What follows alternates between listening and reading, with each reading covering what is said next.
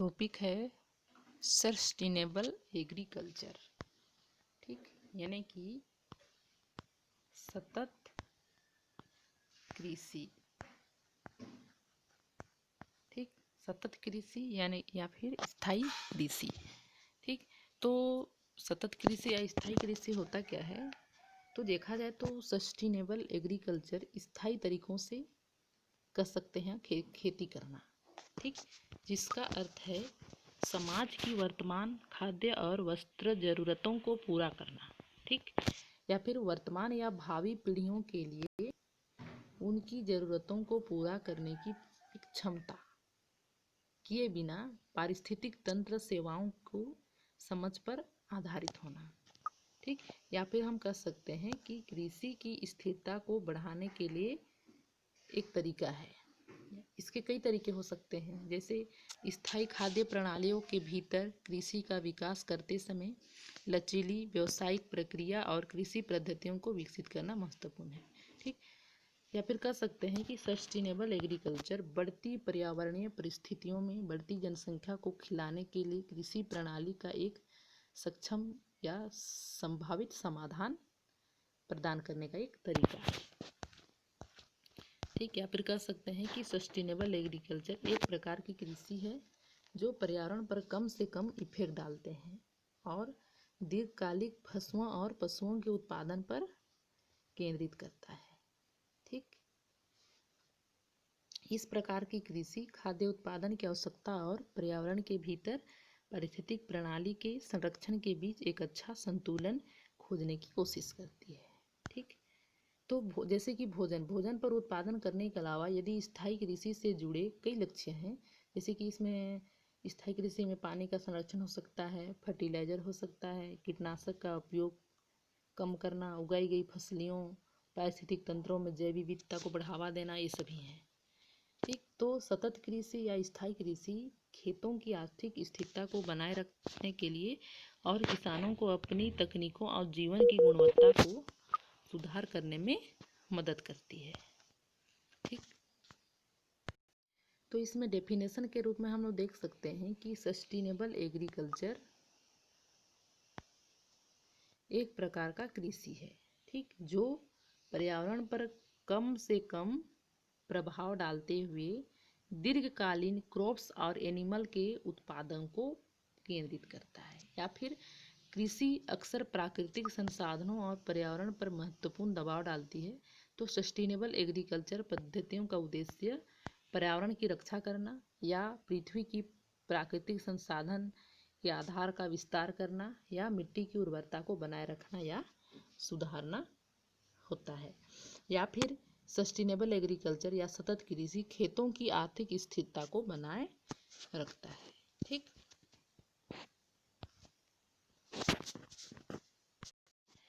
तो इसका एडवांटेज हम देखेंगे। सस्टेनेबल एग्रीकल्चर का एडवांटेज होता क्या है कि खेती का एक ऐसा दृष्टिकोण है जिसमें रैंचिंग और खेती के तरीकों की एक विस्तृत श्रृंखला को शामिल किया गया है। ठीक, जिसके परिणाम स्वरूप किसानों, उनके परिवारों को, इन्वायरमेंट, खेत, एनिमल के लिए भी लाभ होता है। ठीक, तो सस्टेनेबल एग्रीकल्चर जरूरी नहीं है कि मनुष्य के लिए ही लाभ होगा, बल्कि वो एनिमल, इन्वायरमेंट सभी के लिए लाभ होता है। ठीक, तो इन्वायरमेंट को कोई नुकसान नहीं पहुंचाता है, बल्कि श्रमिकों के मानवीय और जानवरों के साथ सम्मान के साथ व्यवहार करता है। यह किसानों को एक वित्तीय लाभ भी देता है सस्टेनेबल एग्रीकल्चर, और ग्रामीण समुदायों को बढ़ावा देता है। ठीक, तो जैसे कि इसके एडवांटेज में फर्स्ट है पर्यावरण संरक्षण में योगदान। ठीक, तो इन्वायरमेंट के कंजर्वेशन में योगदान देता है। तो सस्टेनेबल एग्रीकल्चर से इनमें से कुछ चीज़ों को वापस पर्यावरण में डालने में मदद करती है, यानी कि इन्वायरमेंट के कंजर्वेशन में। यह भूमि और अन्य संसाधनों जैसे कि सोइल हो गया, वाटर हो गया, हवा, ये सबको फिर से भरने में मदद करता है, ताकि उन्हें आने वाली पीढ़ियों के लिए पर्याप्त मात्रा में पर्याप्त रूप से उपलब्ध किया जा सके। ठीक, सेकेंड एडवांटेज में है पोल्यूशन को ये रोकता है। ठीक, तो जब टिकाऊ खेती की जाती है तो उत्पादित अपशिष्ट फार्म के पारिस्थितिक तंत्र के अंदर रहता है। ठीक, तो इसी प्रकार यह किसी भी तरह से बाहरी वातावरण में प्रदूषण या बिल्डअप का कारण नहीं बन सकता है। ठीक, थर्ड है लागत में कटौती होना। ठीक, लागत में कटौती होना, किस प्रकार लागत में कटौती करता है? तो सस्टेनेबल एग्रीकल्चर जीवाश्म ईंधन की खरीद और उपयोग को कम करता है और परिवहन, ट्रांसपोर्ट, इसके लागत को भी कम करता है। ठीक, इसमें खेती की प्रक्रिया में शामिल समग्र लागत को कम करने में भी मदद करती है। उसके बाद फोर्थ है बायोडाइवर्सिटी। तो बायोडाइवर्सिटी किस प्रकार इसमें एडवांटेज सस्टेनेबल एग्रीकल्चर का होता है? तो सस्टेनेबल एग्रीकल्चर से बायोडाइवर्सिटी में भी सुधार होता है। ठीक, क्योंकि खेत में विभिन्न प्रकार के एनिमल, प्लांट का उत्पादन करते हैं, तो प्लांट्स को मौसमी रूप से खेती के बारे में घुमाया जाता है, जिसके परिणाम स्वरूप समृद्ध मिट्टी, रोगों की रोकथाम और कीटों का प्रकोप होता है। ठीक, जानवरों के लिए भी एक प्राकृतिक है, तो जानवरों की देखभाल की जाती है, उनके साथ मानवीय व्यवहार भी किया जाता है। तो खेत में रहने वाले सभी जानवरों को उनके प्राकृतिक व्यवहार जैसे कि चराई, चोंच, चरने की सुविधा प्रदान की जाती है। ठीक, इससे उन्हें प्राकृतिक तरीके से बढ़ने में मदद मिलती है स्थायी कृषि द्वारा। ठीक, जानवरों को। 6 है किसानों के लिए आर्थिक रूप से लाभप्रद। तो किसानों के लिए इकोनॉमिकली ये इम्पोर्टेंस भी होते हैं। जब किसान खुद को स्थायी कृषि में शामिल करते हैं तो उन्हें अपने प्रयास के लिए उचित मजदूरी भी मिलती है, उनका आर्थिक लाभ। ठीक, जिसके परिणाम स्वरूप सरकारी सब्सिडी पर उनकी निर्भरता कम हो जाती है, जिससे ग्रामीण समुदाय मजबूत होते हैं। 7वां है सामाजिक समानता। अब सामाजिक समानता किस प्रकार सस्टेनेबल एग्रीकल्चर समाज से समानता रखता है? तो जब स्थायी कृषि का अभ्यास किया जाता है तो श्रमिकों को प्रतिस्पर्धी वेतन, उनके इम्पोर्टेंस, उनके एडवांटेज, लाभ दिए जाते हैं, उनके साथ मानवता का व्यवहार किया जाता है। ठीक, सुरक्षित कार्य वातावरण, भोजन और उचित रहने की स्थिति प्रदान की जाती है। ठीक, तो उनको सामाजिक समानता भी सस्टेनेबल एग्रीकल्चर या स्थायी कृषि के थ्रू प्राप्त होती है। ठीक, उसके बाद अगला है इन्वायरमेंट के लिए एक अच्छा है, यह पर्यावरण के लिए बहुत ही गुड सोर्स है। ठीक, तो सस्टेनेबल एग्रीकल्चर में गैर या अक्षय पर्यावरणीय संसाधनों के उपयोग को कम करती है और इस प्रकार इन्वायरमेंट के लिए काफ़ी लाभदायक है। इस विशेष प्रकार की कृषि और कृषि तकनीक इन्वायरमेंट का अत्यधिक उपयोग करती है और वह भी बिना किसी नुकसान के। ठीक, यानी कि सस्टेनेबल एग्रीकल्चर या स्थायी कृषि इन्वायरमेंट के लिए एक अच्छा स्रोत है। ठीक, आगे हम देखेंगे हम लोग important of sustainable agriculture. Sustainable agriculture के क्या क्या इम्पोर्टेंस है।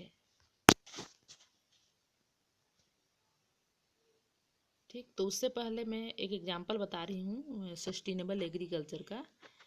तो एक सस्टेनेबल एग्रीकल्चर मिट्टी की गुणवत्ता को बनाए रखता है, साथ साथ टिकाऊ खेती में रिसाइकलिंग का एक अच्छा एग्जाम्पल है, जिससे फसल बर्बाद या पशु खाद होता है तो फर्टिलाइजर में तब्दील हो सकता है, मिट्टी को समृद्ध करने में भी मदद करता है। ठीक, तो वर्षा के जल के संग्रहण को चैनलिंग के माध्यम से फिर सिंचाई के लिए इसका उपयोग किया जाता है, जिससे टिकाऊ खेती का एक अच्छा एग्जाम्पल हो सकता है। ठीक, आगे देखेंगे इम्पोर्टेंस ऑफ सस्टेनेबल एग्रीकल्चर। तो सस्टेनेबल एग्रीकल्चर पद्धतियों का उद्देश्य पर्यावरण की रक्षा करना होता है। ठीक, पृथ्वी के संसाधन आधार का विस्तार करना और सोइल की फर्टिलिटी को बनाए रखना और उनको सुधारना होता है। ठीक, तो एक बहुउद्देशीय लक्ष्य के आधार पर स्थायी कृषि बहुत कुछ करना चाहती है। सस्टेनेबल एग्रीकल्चर का बहुत कुछ इम्पोर्टेंस हो सकता है। ठीक, जैसे कि लाभकारी कृषि की आय को बढ़ाना, पर्यावरण वजीफा को बढ़ावा देना, खेत परिवारों और समुदायों के लिए जीवन की गुणवत्ता में वृद्धि करना, मानवीय खाद्य और फाइबर की जरूरतों के उत्पादन को बढ़ाना। स्थायी कृषि अक्सर पारंपरिक और जैविक सहित उत्पादन प्रथाओं का एक क्षेत्रीय रूप से एकीकृत सिस्टम है, जो लंबी अवधि के परिणाम के लिए तैयार करने के लिए डिजाइन किया जाता है। ठीक, जैसे कि तेजी से बढ़ती आबादी की ज़रूरतों को पूरा करने के लिए पर्याप्त मानव भोजन, फीड, फाइबर, ईंधन का प्रोडक्शन करना। उसके बाद है पर्यावरण की सुरक्षा और प्राकृतिक संसाधनों का आपूर्ति का विस्तार करना। कृषि प्रणालियों की आर्थिक व्यवहार्यता का निर्वाह। ठीक, तो ये इनके इम्पोर्टेंस है। इसके अतिरिक्त सस्टेनेबल एग्रीकल्चर सॉइल की गुणवत्ता को बनाए रखता है, मिट्टी के क्षरण और कटाव को कम करता है। ठीक, पानी को भी बचत करके इन्वायरमेंट को इम्पोर्टेंस देता है। इनके एडवांटेज के अलावा स्थायी कृषि यानी कि सस्टेनेबल एग्रीकल्चर में रहने वाले स्वस्थ और प्राकृतिक वातावरण के साथ विभिन्न प्रकार के ऑर्गेनिज्म को प्रदान करके क्षेत्र की बायोडायवर्सिटी भी सस्टेनेबल एग्रीकल्चर के कारण ही बढ़ती है। ठीक, तो सस्टेनेबल एग्रीकल्चर यानी कि स्थायी कृषि। ठीक, स्थायी कृषि यानी कि ऐसा कृषि का प्रकार जो पर्यावरण पर कम से कम इफेक्ट डालते हुए दीर्घकालिक क्रॉप्स और पशुधन का उत्पादन करने का एक केंद्र है। मतलब पशुधन का ये ज़्यादा से ज़्यादा उत्पादन करते हैं, अर्थात किसानों को अपनी तकनीक और जीवन की गुणवत्ता में सुधार करने में एक तरीका है सस्टेनेबल एग्रीकल्चर।